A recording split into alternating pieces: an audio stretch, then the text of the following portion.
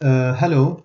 After we have previously talked about introduction for the quantum mechanics, today in our lesson 2, we will describe briefly what is the wave function.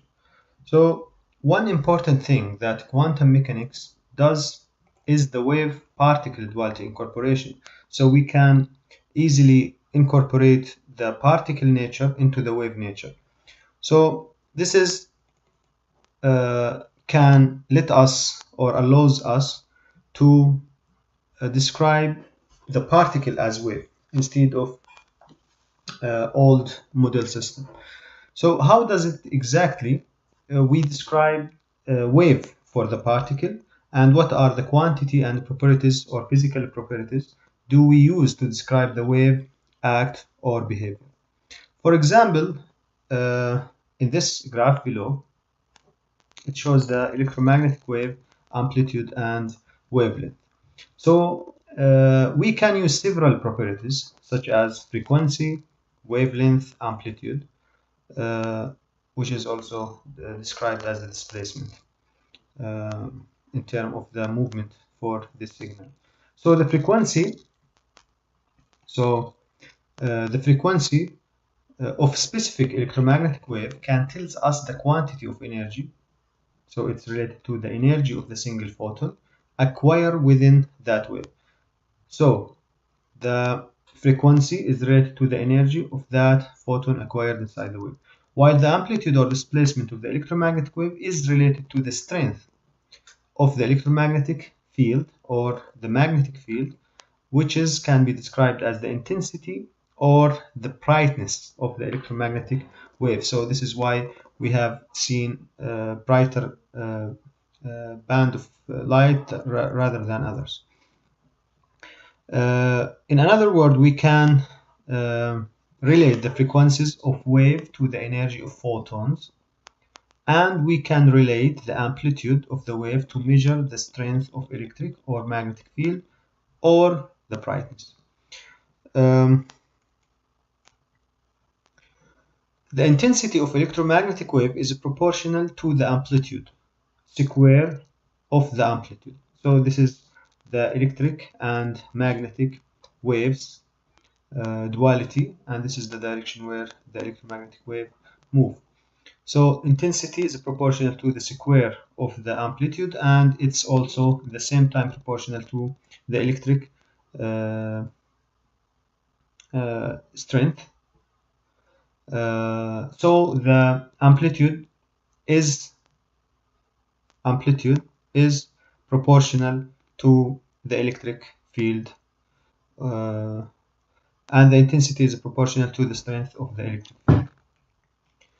From the above, we can easily say to be able to describe material particle, or for example its electron or photon, as waves, we must be able to use these wave physical quantities such as frequency and amplitude in our description. So we must be able to use these quantities to describe the particle. In other words, we must be able to relate momentum of particle to wavelength frequency of this particle. This particle equation describe this quantitative atom as wave due to Lewis de Broglie equation. So in this description here, in these three lines, wavelength equal the Planck constant divided by particle momentum, so L equal h over p, and the wavelength is equal, in another definition, speed of light in vacuum divided by the frequency of the wave oscillation, L equals c over f. Then we can, from these two equations, finally get the frequency is the speed of light multiplied by the momentum of a particle divided by Planck constant. So momentum and frequency of wave length relation has been built. But how about the displacement of that amplitude of the particle, and what properties it may describe? In electromagnetic wave, EM, the displacement describes the electric and magnetic field. However, in our quantum mechanics, we call it as wave function or psi. So psi describes the height of our displacement of the wave, which is the same of the field strength produced by that electromagnetic wave. Usually this field, also known as matter field. So psi is function of particle position and time, and we will describe this in details in common classes. And wave produced by particle electron called as matter wave. Matter wave called particle wave, and particle wave consists of matter field. Again, psi describe the strength of matter field of these matters or matter waves. So what is the matter wave? We can start to answer this by recalling, from wave point of view, an electromagnetic wave intensity is directly proportional to the square of the strength of the electric field. But from the photon point of view, the intensity of electromagnetic wave is directly proportional to the number of photons that appear in some surface area. So the intensity of our electromagnetic wave for the photon view is proportional to the number of particles. So intensity proportional to the number of particles in specific surface. And previously we have got that intensity is proportional to electric field square, and N is proportional to E, then N is proportional to the electric field or the strength. To make it clear, if there is larger number of photons on a specific surface, the stronger and brighter beam of light will be. So we can conclude this fact from those two relations. And finally N will be proportional to the intensity or the strength. But how this equation will be valid if you are dealing with single photon?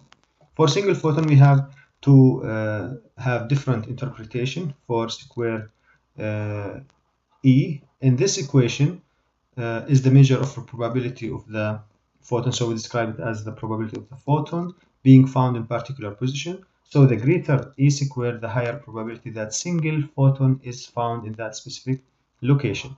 And the matter wave described in same or similar way. So we can conclude 4 points. The number of particles found in matter wave tells about the strength of the matter field. The strength of the matter field tells how many particles we have inside the matter wave. The displacement of our matter wave tells us the strength of our matter field, and the displacement of electromagnetic wave tells us the strength of our electric field for electromagnetic wave. So these are related to each other, so maybe it would be somewhat confusing, but this is how we are different interpretation, the relation between each terminology. We will face, or we will continuously describe something called probability density, which is the square of the wave function psi, and it's mainly the probability of finding our particle in a certain region and in a certain point in time. So if we have higher value of the square psi, that means there is higher probability to find the particle in that region in space and point in time. And the magnitude of this is what is the definition of the square. And finally, the magnitude of displacement or magnitude of matter field or our matter wave known by wave function of our particle. And thank you.